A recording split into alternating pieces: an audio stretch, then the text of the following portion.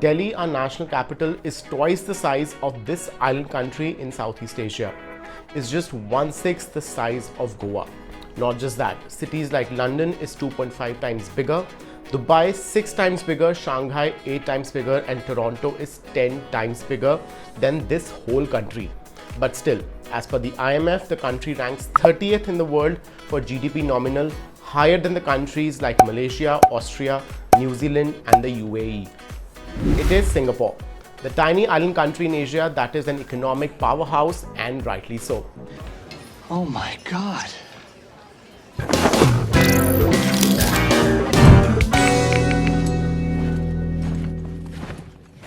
Hey guys, my name is Saket, and in today's video I will give you complete information you need to study in Singapore.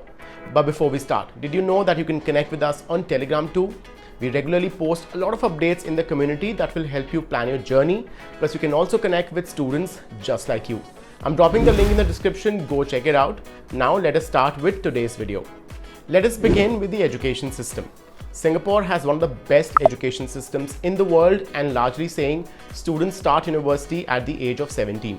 Bachelor's degrees are usually between 3 to 4 years, and masters will be between 1.5 to 2 years. The universities will also offer a few degrees such as an MBA that will last 16 to 17 months, in addition to a number of options to pursue dual degree programs. Great, now let's discuss intakes. So there are two major intakes in Singapore, August, September and January, February. But most private institutions will offer multiple intakes in January, February, July, August, September and October. Some MBA programs start in July. Ideally, deadlines for most institutions is August for Jan or Feb start and March for August or September start. Some top universities may close earlier, so do check with the university you wish to study at. I will recommend that you start preparing for your applications at least 10 months to 1 year before course start date. Over to institutions. So there are 6 major universities in Singapore. They are National University of Singapore, Nanyang Technological University, Singapore Management University, Singapore University of Technology and Design, Singapore Institute of Technology, and Singapore University of Social Sciences. Apart from these, there are a number of foreign university campuses in Singapore, which include EHL Lausanne, INSEAD, Curtin University, and James Cook University, Singapore. Singapore also has numerous private institutions such as Kaplan Higher Education Academy, Raffles College of Higher Education, and East Asia Institute of Management that offer degrees awarded by Australian, American and British universities. Singapore also has polytechniques, with most famous one being Singapore Polytechnic. Largely saying, universities will offer research and coursework oriented programs, and colleges and polytechniques will offer vocational programs. Let us now discuss entry requirements and documentation. Minimum 60 to 70% in 12th standard for UG level programs is usually required, but most top universities will require 85 to 90% or more. For PG level programs, I will recommend a minimum of 60%, but for higher ranked universities, you will need higher scores. In terms of language proficiency, for UG programs, a minimum of 6 in IELTS is preferred. Many universities will want a 6.5. For PG, a minimum of 6.5, with many also asking for a score of 7. Many universities will also accept PTE and TOEFL IBT scores. GMAT or GRE will be required by most MBA programs. Documents required for application include mark sheets, 2 academic or professional references depending on the program, SOP, CV, test scores such as IELTS, GMAT or GRE, portfolio and an application fee if required. Some universities may also require you to take an interview, especially for MBA programs. Over to costs. Let us start with the tuition fee.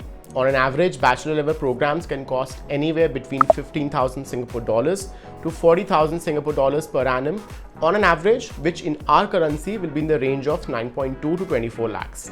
Master's level programs will be between 20 to 50,000 Singapore dollars per annum on an average, which will be 12 to 30 lakhs.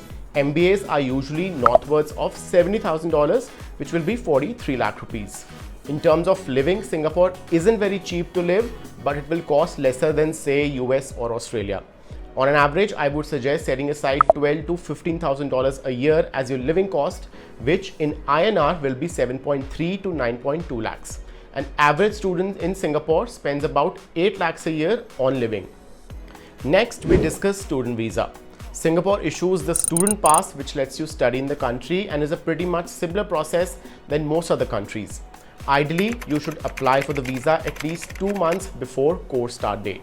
Essentially, the requirements for the visa are different for public and private institutions, and they are listed on the Immigrations and Checkpoints Authority of Singapore or ICA website.